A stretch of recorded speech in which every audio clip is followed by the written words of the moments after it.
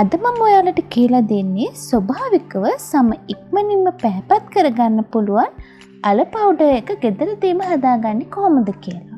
අපිට මුලින්ම ඕන වෙනවා හොඳින් සෝදලා පිරිසිදු කරගත්ත අලගෙඩි 3ක්. මම ගත්තේ මේ වගේ ලොකු අලගෙඩි 3ක් ග්‍රෑම් 500ක් වගේ වෙන ප්‍රමාණයක් අරගන්න.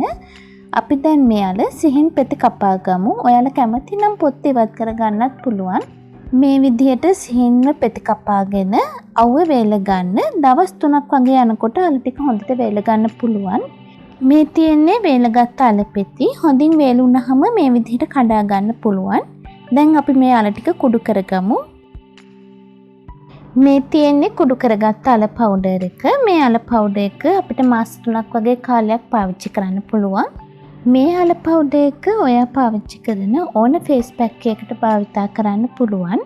ඒ වගේම ඇස්සට කළු වීම වලට, ඉකිලි කළු වීම වලට, අත්තට කළු වීම වලට මේකෙන් පැක් එකක් හදන් භාවිතා කරන්න පුළුවන්.